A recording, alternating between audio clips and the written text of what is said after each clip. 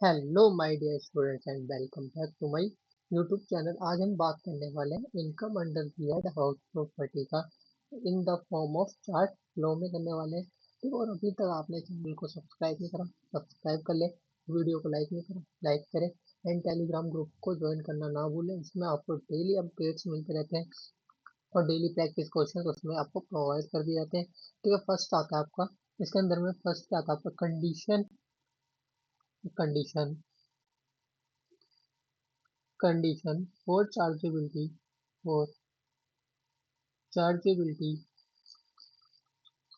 First आता है आपका condition for chargeability, that is your section 22।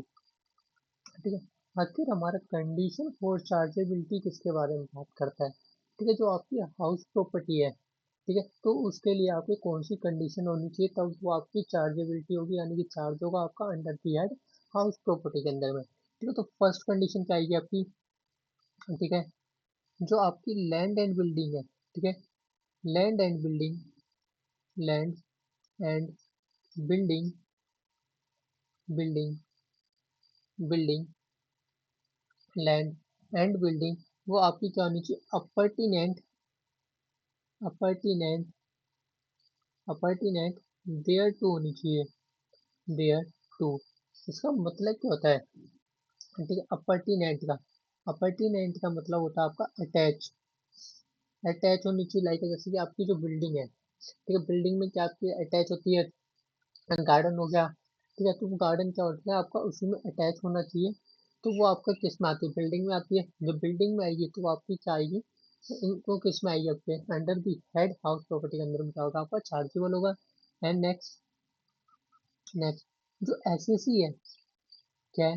SSC है, ठीक है, वो क्या होना चाहिए? उस प्रॉपर्टी का क्या होना चाहिए? ओनर होना चाहिए। SSC must be owner of the property, owner of the property. वो क्या होना चाहिए? प्रॉपर्टी का ओनर होना चाहिए। ठीक है, और इसमें क्या है आपका? इंक्लूडिंग है, इंक्लूडिंग, इंक्लूडेड, इंक्लूडेड, इंक्लूडेड क्या है इसमें आपका? Deemed owner, deemed, deemed owner क्या होना चाहिए? इंक्लूड होना चाहिए इसके केस में। एंड थर्ड, थर्ड में क्या होना चाहिए आपका? थर्ड में, देख, अगर आपके पास कोई भी प्रॉपर्टी है, क्या है? कोई भी प्रॉपर्टी है, ठीक है, तो उसका यूज कैसा होना चाहिए आपके? ठीक है, उसका उसका यूज आप बिजनेस, बिजनेस के लिए नहीं कर सकते हो। ठीक है, अगर आप उसे लेट आउट करते हो, लेट आउट करते हो, एंड अगर वहां से रेंट रिसीव्ड होता है, रेंट क्या होता है? आपको रिसीव्ड होता है, तो it is taxable, it is taxable under the head house property, house property. तो सारी चीजें हम बात करेंगे, जैसे कि रेंट रिसीव्ड होता है, अगर जैसे कि कौन सा होता है? प्रॉपर्टी के बारे में समझेंगे कितने टाइप्स के, हमारी टाइप्स ऑफ प्रॉपर्टीज हैं। ठीक है, टाइप्स ऑफ प्रॉपर्टी भी हम समझेंगे। ठीक है, एंड अगर मान लीजिए कोई आपकी, ठीक है, पहले तो टाइप्स ऑफ प्रॉपर्टी हो गया, इसी के अंदर एक चीज हो रही है आपकी, जो कि आई है, अगर आप हाफ लेट आउट करते हो and half, and half self occupied है, ऑक्यूपाइड। ठीक है, तो ये वाला समझना आपके लिए इम्पोर्टेंट होगा। टाइप्स ऑफ प्रॉपर्टी अगर आप समझ जाते हो, टाइप्स ऑफ प्रॉपर्टी हमारी कितने टाइप्स की प्रॉपर्टी होती है, एंड आपके, ठीक है, कितने तक आप प्रॉपर्टी अगर होल्ड करते हो तो आपको उसमें एग्जाम्प्ट मिल जाता है। अगर उससे ज़्यादा अगर आपके पास प्रॉपर्टीज है तो उसके केस में क्या होगा? ठीक है, तो सेकंड पॉइंट क्या हमारा? ठीक है, कंपोजिट रेंट। ठीक है, कंपोजिट रेंट क्या होता है? Next, next is composite, composite rent. ठीक है, आखिर ये कंपोजिट रेंट क्या होता है? ठीक है, जैसे कि आपकी कोई प्रॉपर्टी है, क्या प्रॉपर्टी है? ठीक है, जैसे कि बिल्डिंग होगी, एज वेल एज जैसे कि बिल्डिंग, ठीक है, आपकी कोई प्रॉपर्टी है, प्रॉपर्टी है, ठीक है, आपने उसे, ठीक है, लाइक जैसे आपने उसे रेंट पे दिया है, ठीक है, रेंट पे दिया है, तो रेंट क्या हो रहा है? आपको रिसीव्ड हो रहा है वहां से, रेंट रिसीव्ड हो रहा है। ठीक है, तो ये किस में आते हैं आपकी? Under the head house property में, under the head house property. अब कंपोजिट रेंट क्या है, ठीक है। कंपोजिट रेंट क्या है, जैसे कि आपकी क्या होगी, मशीनरी होगी, मशीनरी होगी, machinery, plant, plant, furniture, furniture को क्या करना है, रेंट पे दिया। रेंट ये आपका रेंट क्या हो रहा है, रिसीव्ड हो रहा है, रिसीव्ड हो रहा है। ये भी किसमें आपका टैक्सेबल होगा, under the head house property. और इसे क्या कहेंगे हम, कंपोजिट रेंट, इसे और क्या कहेंगे, कंपोजिट रेंट कहेंगे, ठीक है, इसे क्या कहेंगे और कंपोजिट रेंट।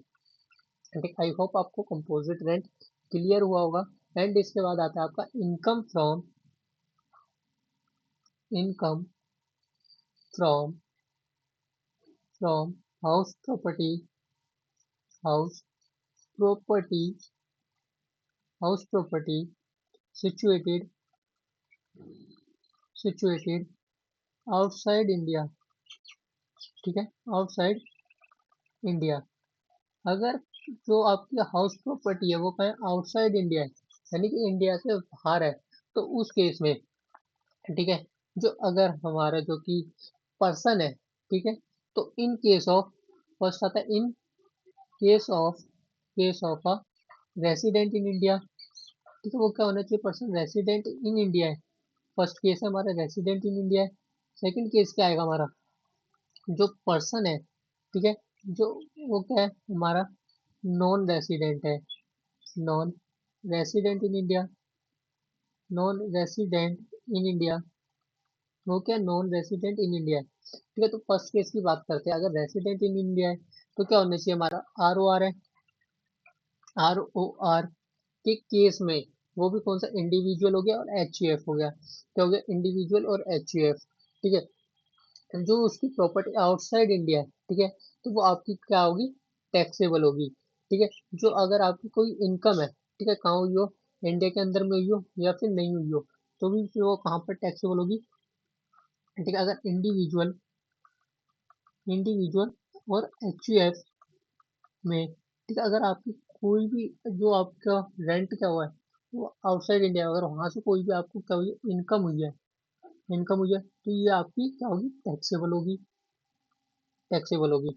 और दूसरा केस, अगर नॉन रेसिडेंट है, ठीक है, यानी कि आर एन ओ आर है, resident but not ordinary resident, ठीक है, तो उस केस में जो आपकी प्रॉपर्टी है आउटसाइड इंडिया वो टैक्सेबल होगी सिर्फ जब अगर वो आपको रिसीव्ड इन इंडिया है, ठीक है, क्या अगर रिसीव्ड इन इंडिया है, रिसीव्ड इन इंडिया है, इंडिया है, तभी क्या होगी, वो आपकी टैक्सेबल होगी, तभी क्या होगी, वो आपकी टैक्सेबल होगी, टैक्सेबल होगी, ठीक है।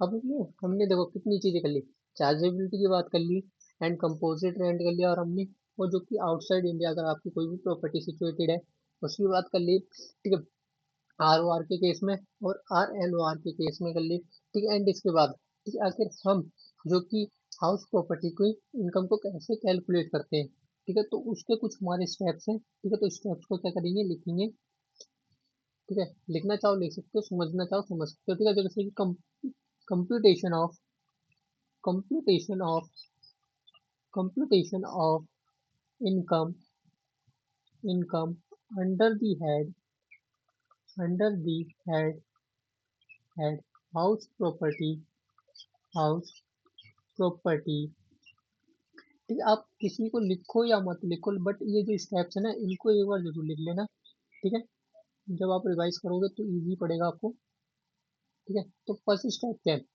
फर्स्ट क्या निकाला हमें, gross, gross annual value, annual value, gross annual value, that is जैसे कि गिवन है हमारे पास ग्रॉस एनुअल वैल्यू, ठीक है, उसमें से क्या लेस करना है हमें, लेस क्या करना है, म्युनिसिपल टैक्स, म्युनिसिपल टैक्सेस,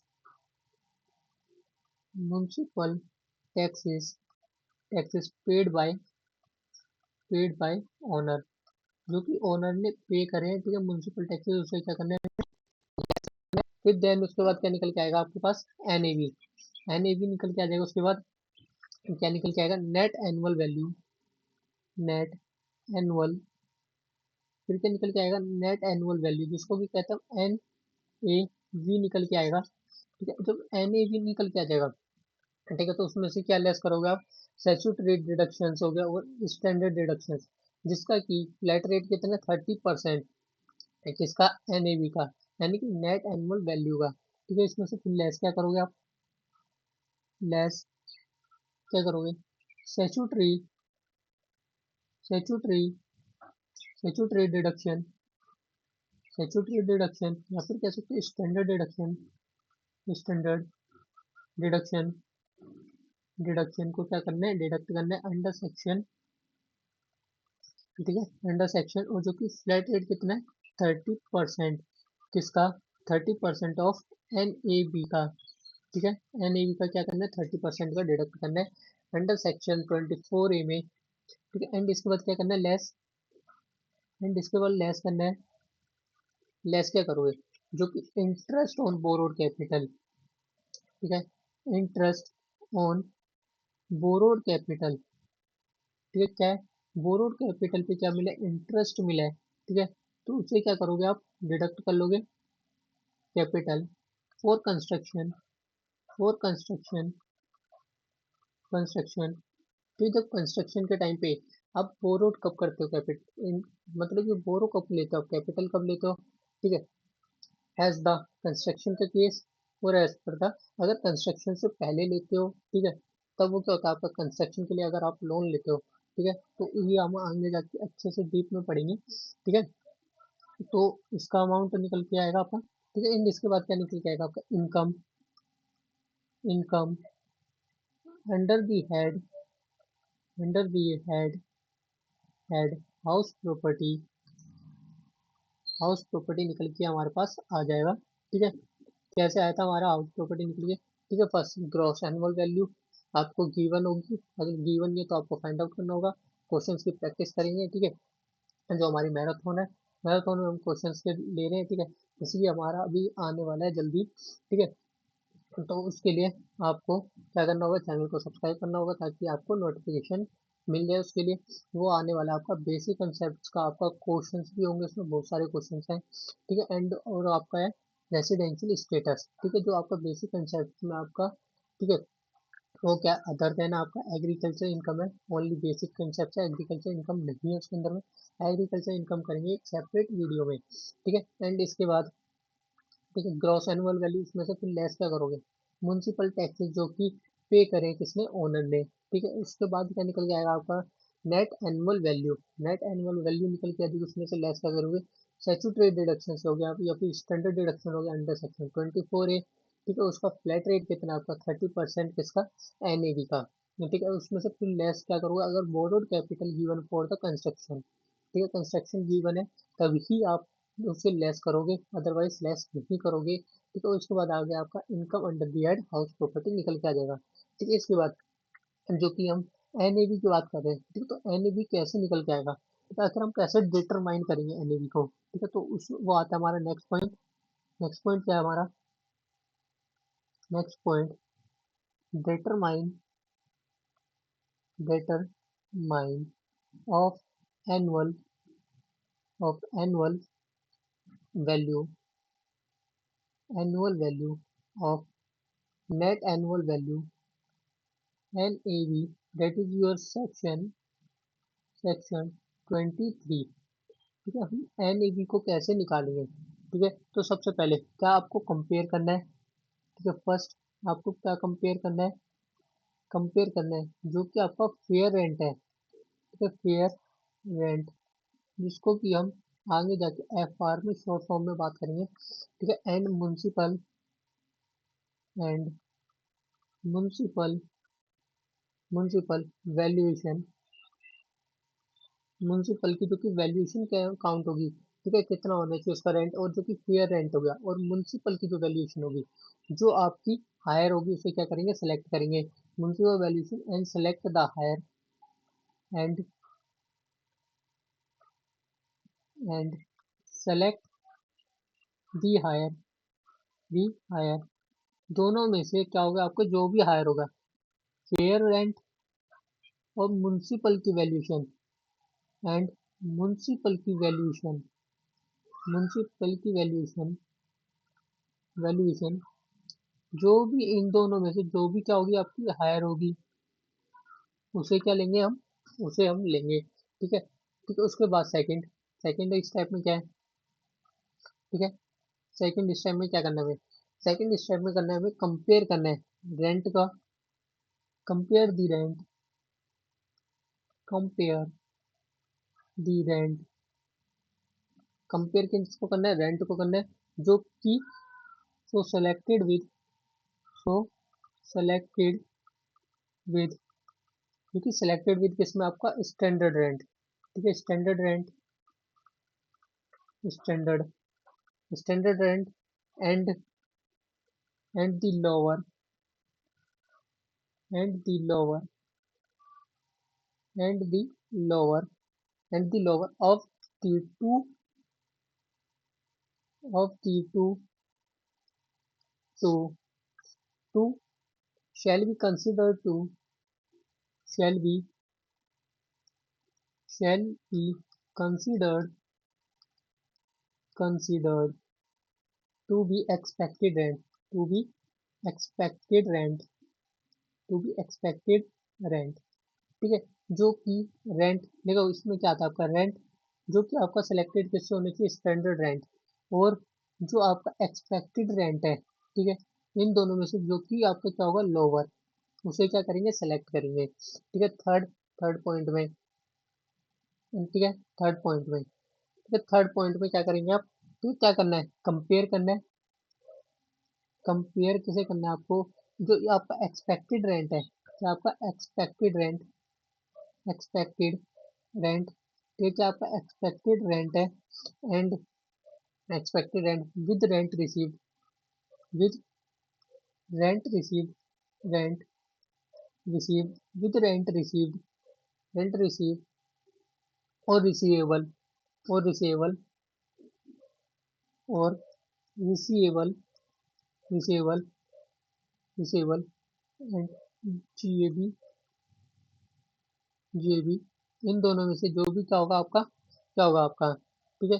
इन दोनों में से जो भी आपका हायर होगा, हायर होगा, उसे क्या करेंगे हम कंसिडर करेंगे, effective rate, effective rent and GAB, यानी कि ठीक है ग्रॉस एनुअल वैल्यू, रिसीवेबल, ठीक है। इसे टोटल कर देंगे, पूरा लिख लेंगे, ठीक है। Receivable shall be considered to, shall be, shall be considered to, considered to, considered to GAB, gross, gross annual, annual value, that's it, ठीक है। फर्स्ट क्या करना है आपको, ठीक है, कैसे हमें डिटरमाइन करना है एनएबी को, तो सबसे पहले क्या करना है हमें, क्या करना है कंपेयर करना है जो फेयर रेंट है और जो म्यूनसिपल की जो वैल्यूएशन है, ठीक है, इन दोनों में से क्या आपका हायर है, उसे पहले निकाल लेंगे, ठीक है। तो उसके बाद ठीक है, जो आपने जो रेंट निकाला है, ठीक है, जो ऊपर निकला है, एंड उसके बाद जो आपका क्या है एक्सपेक्टेड रेंट है, इन दोनों में से क्या होना चाहिए आपका लोअर होना चाहिए, एंड इसके बाद किसे कंपेयर करोगे जो कि आपका एक्सपेक्टेड रेंट निकाला था आपने, ठीक है, जो आपके यहाँ पर ऊपर क्या निकला था एक्सपेक्टेड रेंट, और जो एक्सपेक्टेड रेंट है एंड जीएबी है जो भी आपका हायर होगा, ठीक है। तो इसके बाद नेक्स्ट करते हैं, ठीक है। क्वेश्चन तो हम उसमें प्रैक्टिस कर लेंगे सारे के सारे, इसमें क्या करना है हमें सिर्फ कंसेप्ट को क्या करना है क्लियरिंग करना है, ठीक है। एंड इसके बाद आता है आपका, ठीक है, इससे इसके बाद समझते हैं हम अनरियलाइज और रियलाइज रेंट क्या होता है, ठीक है। अनरियलाइज रेंट क्या होता है, ठीक है। सबसे पहले अनरियलाइज रेंट क्या होता है, अनरियलाइज रेंट क्या होता है, ठीक है। इसका होता है आपका सेक्शन नंबर 23, सेक्शन 23(1), ठीक है। इसका क्या मतलब होता है अनरियलाइज्ड रेंट, जैसे कि अगर आपने, ठीक है, कोई भी आपकी जो कि प्रॉपर्टी है, ठीक है, प्रॉपर्टी को क्या करा है, आपकी जो प्रॉपर्टी है उसे क्या करा है रेंट पे दिया है, रेंट पे दिया है 4 rupees, rupees 1 lakh, 1 lakh per month, ठीक है, उसे क्या दिया रेंट पे दिया है 1 लाख पर मंथ पे, ठीक है। और जो कि हमारा जो कि हमारा क्या है, जिसको हमने रेंट पे दिया है, ठीक है, तो वो क्या हो गया, ठीक है, वो क्या नहीं दे रहा, हमें रेंट नहीं दे रहा है, ठीक है। मान लीजिए जैसे कि 1 ईयर हो गया, ठीक है, 1 ईयर में वो हमें कोई भी रेंट नहीं दे रहा है, ठीक है, मतलब कि एनी कंडीशन वो लाइक अ फ्रॉड हो गया, ठीक है, हमने सारी चीजें करके देख ली, ठीक है, हमने कोर्ट का सहारा लेके देख लिया, पुलिस का सहारा लेके देख लिया, लेकिन वो हमारा रेंट नहीं दे रहा है, तो वो कौन सा रेंट हो जाएगा आपका, अनरियलाइज रेंट हो जाएगा, फिर वो क्या हो जाएगा आपका अनरियलाइज रेंट, ठीक है। तो किस किस तरीके से हो सकता है आपका, हाँ, ठीक है, उसके लिए आपको क्या करना पड़ेगा, आप उसका क्या ले सकते हो, आप एग्जाम्पल ले सकते हो, बट उसके लिए आपकी, ठीक है, क्या होनी चाहिए, टेनेंसी बोनाफाइड होगा, ठीक है, तब क्या होगा आपका अनरियलाइज्ड रेंट में क्या होगा आपका ट्रीटेड होगा, ठीक है, जब तक आप अनरियलाइज्ड रेंट नहीं दिखाओगे तब तक आपको डिडक्शन नहीं मिलेगा, ठीक है, अनरियलाइज्ड रेंट का। तो सबसे पहले क्या होना चाहिए, ठीक है, जो कि टेनेंसी है, दी टेनेंसी क्या होना चाहिए हमारा, इज बोनाफाइड होनी चाहिए, ठीक है, नेक्स्ट जो कि आपका, ठीक है, जो डिफॉल्टिंग टेनेंट है, क्या है डिफॉल्टिंग, जिसने कि डिफॉल्ट करा है, ठीक है, हमें पैसा ना देके, ठीक है, वो क्या होना चाहिए, डिफॉल्टिंग टेनेंट क्या होनी चाहिए, वेकेटेड होनी चाहिए, और नेक्स्ट में क्या कर सकते हो, आप अपील कर सकते हो, कंपेल कर सकते हो, कंपेल किसका, वेकेट की प्रॉपर्टी, वेकेट दी प्रॉपर्टी का, दी प्रॉपर्टी, एंड थर्ड जो कि आपका डिफॉल्टिंग टेनेंट है, ठीक है, जो कि एसएससी की प्रॉपर्टी को क्या कर रहा था, ऑक्यूपाई कर रखा था, ठीक है, तो सेकंड ये होनी, थर्ड कंडीशन ये होनी चाहिए, जो कि डिफॉल्टिंग टेनेंट है टेनेंट है, ठीक है, is not is not in occupation in occupation of any other property of the assessee, any other property property of the assessee, SSC, मान लीजिए जो कि आपका डिफेक्टिव, एग्जांपल ले लेते, जो कि मान लीजिए मिस्टर एक्स है, वो क्या एसएससी है, वो क्या एसएससी है, यहाँ से लिख के नीचे लिखते हैं, ठीक है, इसका एग्जांपल लंबा हो जाएगा, एग्जांपल, ठीक है, एग्जांपल जैसे कि मिस्टर एक्स है, ठीक है, वो क्या है एसएससी है, ठीक है, वो क्या आपका एसएससी है, एंड उसने लेट आउट पे की है, जो भी है उसकी प्रॉपर्टी है, मिस्टर वाई को दी है, ठीक है, ये क्या हो गया आपका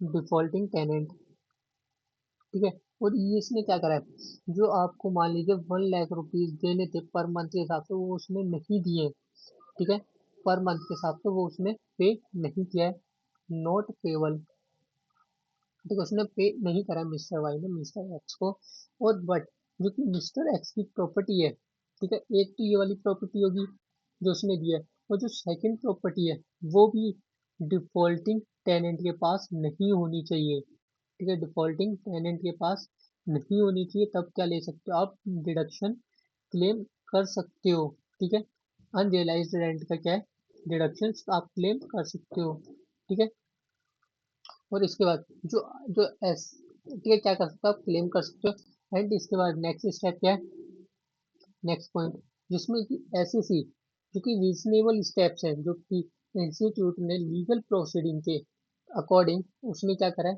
रिकवरी करने की, मतलब कि उसने अपील्स डाली है, लाइक एक्शंस लिए हैं, बट वो रेंट रिसीव नहीं, मतलब कि रेंट नहीं दे रहा है, तो नेक्स्ट वो भी हो गया आपका, ठीक है, जो कि आपका the assessee the assessee has taken all all reasonable steps, ठीक है, सारे रीजनेबल स्टेप्स करके देख लिए, ठीक है, लीगल इंस्टीट्यूशंस का सहारा लेके देख लिया सारी चीजें, बट वो पे नहीं कर पा रहा है, ठीक है, कोई भी कारण से, तो वो उसका क्या ले सकते हो आप, डिडक्शंस ले सकते हो, या फिर डिफॉल्टिंग है भाई, कुछ भी कर सकता हो, ठीक है, एंड इसके बाद आता है आपका स्टैट्यूटरी डिडक्शन और स्टैंडर्ड डिडक्शन, ठीक है, स्टैट्यूटरी डिडक्शन में और स्टैंडर्ड डिडक्शंस में आप कितना डिडक्शंस को क्लेम कर सकते हो, ठीक है, तो सबसे पहले क्या लिखेंगे, अंडर सेक्शन 24A में, जो कि हर एक है एवरी एसएससी क्या कर सकता है, shall be allowed a notional expenditure, ठीक है, इक्वल टू 30%। तो क्या आएगा आपका 30%। तो पहले एक बार राइट डाउन करते हैं, फिर इजी समझ आएगा, ठीक है, एक बार राइट डाउन करते हैं फिर समझ आएगा। उससे पहले कि आपने चैनल को सब्सक्राइब नहीं करा तो सब्सक्राइब करें, वीडियो को लाइक नहीं करा लाइक करें, ठीक है।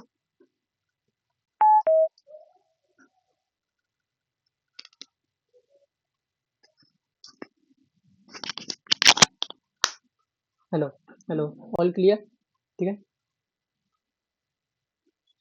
एंड उसके बाद क्या था आपका statutory deduction, statutory deduction, statutory deduction और स्टैंडर्ड डिडक्शन और स्टैंडर्ड डिडक्शन और standard deduction under section 24A, 24A में स्टैट्यूटरी डिडक्शन और स्टैंडर्ड डिडक्शन, ठीक है। तो जैसे कि एग्जांपल से समझते से, ठीक है, एग्जांपल, एग्जांपल जो कि नेट एनुअल वैल्यू, एक वन हाउस की नेट एनुअल वैल्यू क्या है, नेट एनुअल वैल्यू कितनी है, फॉर एग्जांपल 3 लाख, ठीक है, कितने 3 लाख, 3 लाख है। एंड एक्चुअल एक्सपेंडिचर, एंड जो एक्चुअल एक्सपेंडिचर है, एक्चुअल एक्सपेंडिचर, एक्चुअल एक्सपेंडिचर जो कि इनकर्ड ऑन रिपेयर है, incurred on repair, on repair, repair are 75,000, are rupees 75,000, ठीक है, 75,000 की आपका एक्चुअल एक्सपेंडिचर है।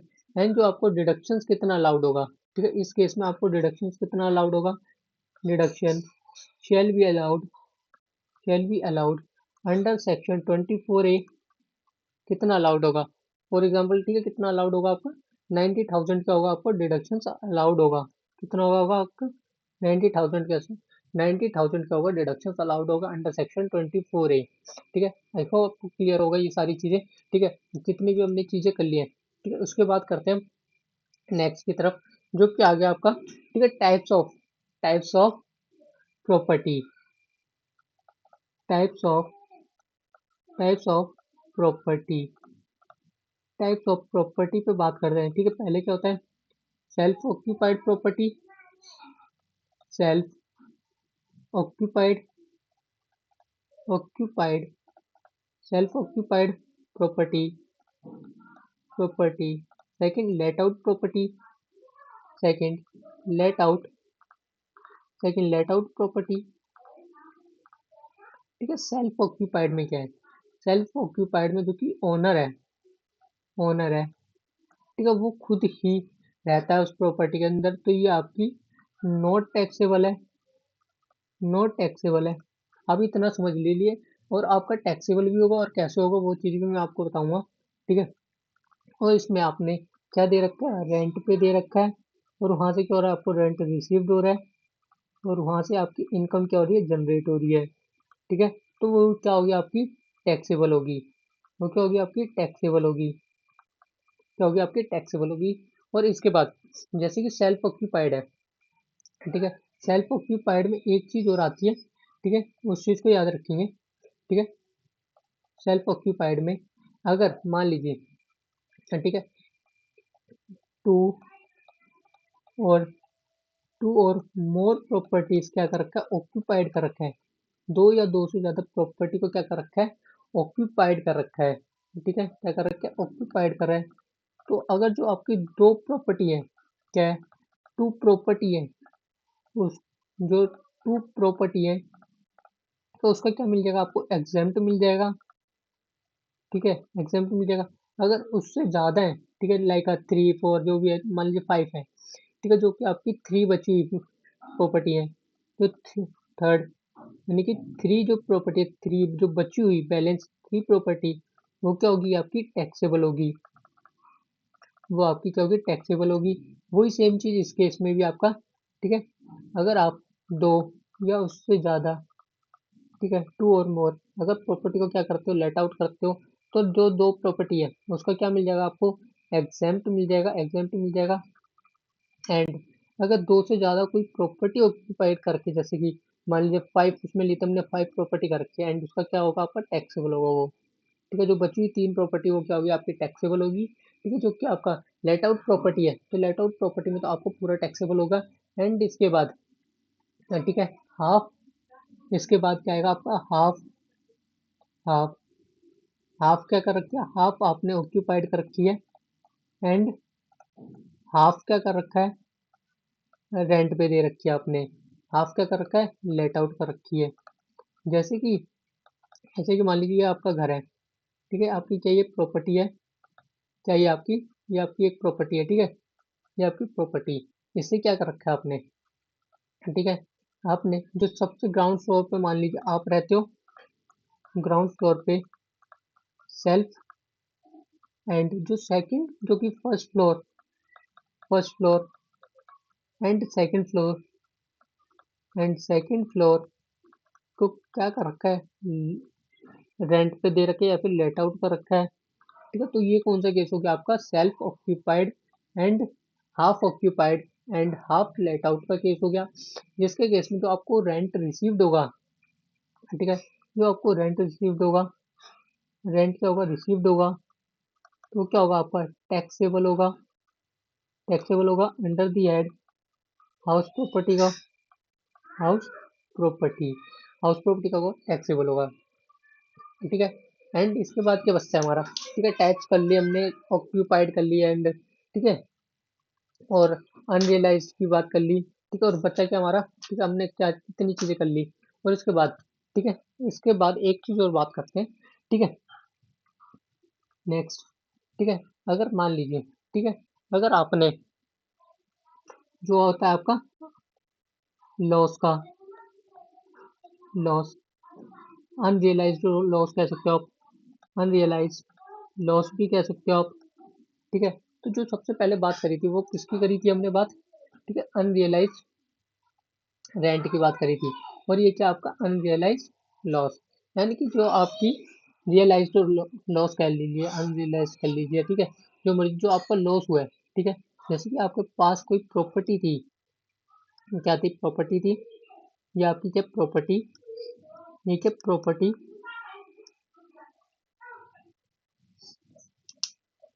ये क्या आपकी प्रॉपर्टी,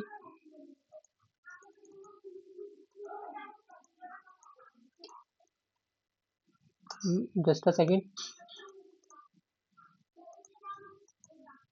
ठीक है। ये क्या थी आपकी प्रॉपर्टी, प्रॉपर्टी, ये क्या आपकी प्रॉपर्टी है।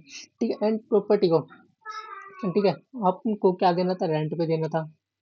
ठीक है। बट वो उस मंथ में आपको टेनेंट मिला ही नहीं। ठीक है।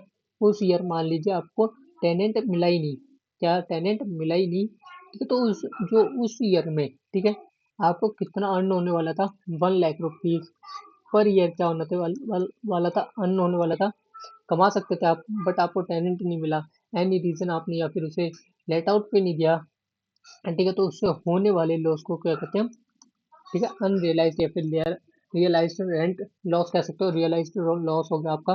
ठीक है। तो इसी के साथ में क्या होता है हमारा रियलाइज लॉस। ठीक है। इसी के साथ में क्या होता है हमारा हाउस प्रॉपर्टी का पूरा हमारा रिवाइज कर लिया, टाइप्स कर लिए हमारा हाउस प्रॉपर्टी में, कब कब हमारे टैक्सेबल होगा, इंचार्जेबिलिटी की बात कर ली, सो एवर एंड हमने काफी चीजें कर लिया। ठीक है। और अगर सेल्फ ऑक्यूपाइड हो गया एंड ट्रांसफर, और इसके बाद जो कि डीम्ड ओनर है, डीम्ड ओनर और कर लेते हैं एक बार। ठीक है। डीम्ड ओनर, ठीक है, तो इसको करने के बाद फिर क्या करते हैं, हम ये सब बाइंड अप करते हैं। ठीक है। इसी के साथ में क्या हो जाएगा हमारा, कंप्लीट हो जाएगा हाउस प्रॉपर्टी। ठीक है। डीम्ड ओनर कब माना जाएगा। ठीक है। सबसे पहले बात करते हैं डीम्ड ओनर माना कब जाएगा। ठीक है। तो क्या लिखेंगे, ओनर, ओनर और deemed owner, deemed owner, owner, that is your section 22 और 27। ठीक है। तो आखिर कब माना जाएगा हमारा डीम्ड ओनर, कब मानेंगे। ठीक है। अगर लाइक जैसे कि फर्स्ट, अगर आप कोई भी क्या करते हो, ट्रांसफर करते हो प्रॉपर्टी का, किस पे को, transfer to a spouse, spouse को क्या करते हो, ट्रांसफर करते हो।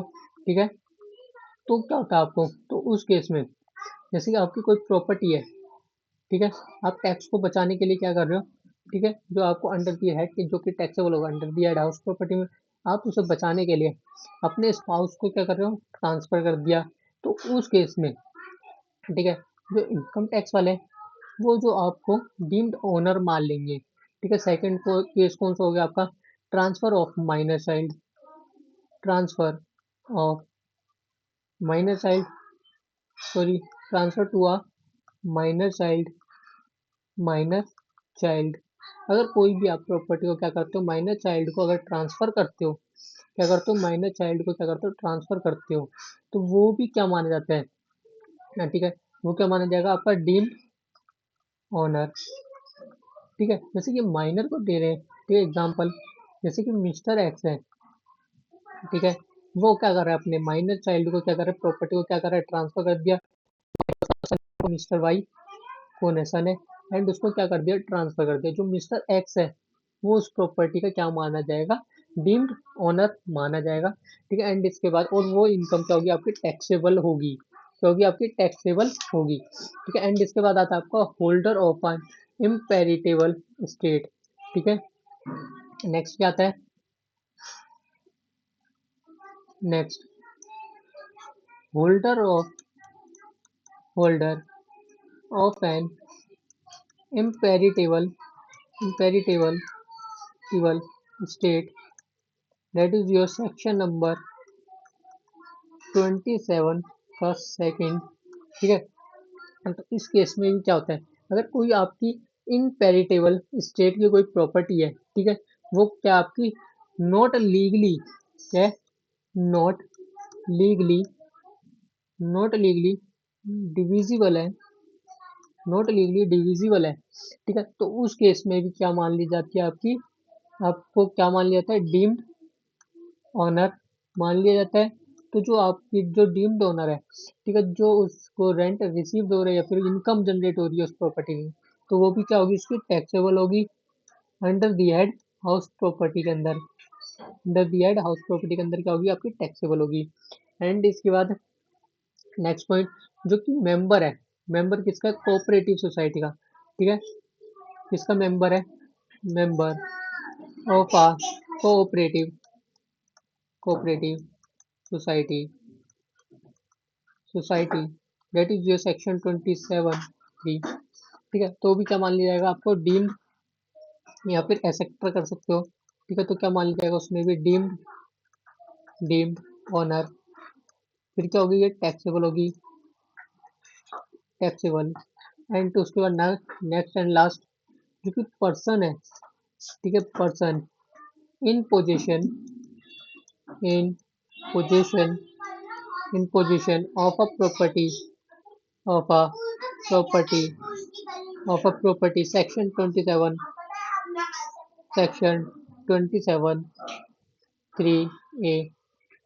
ये किसकी बात करता है, अगर मान लीजिए, ठीक है, आपकी कोई भी प्रॉपर्टी है, ठीक है, क्या प्रॉपर्टी, ठीक है, उसे क्या कर दिया, पोजीशन पे दे दिया मिस्टर वाई को, ठीक है, पोजीशन पे दिया है, ठीक है, तो इनकम किसको रिसीव हो रही है, ठीक है, किसको हो रही है, मिस्टर वाई को हो रही है, तो पोजीशन पे दिया है, ठीक है, तो वो तब तक किसके, जब तक पोजीशन मिस्टर वाई के पास है तब तक किसकी इनकम है, वाई को रही है, बट वो जो मिस्टर वाई है वो तो इनकम तो आगे नेक्स्ट ट्रांसफर करेगा किसको, मिस्टर एक्स को क्या करेगा, ट्रांसफर करेगा, तो इस इनकम को भी क्या मान लिया जाता है, आपके डीम्ड ओनर मान लिया जाता है, डीम्ड ओनर,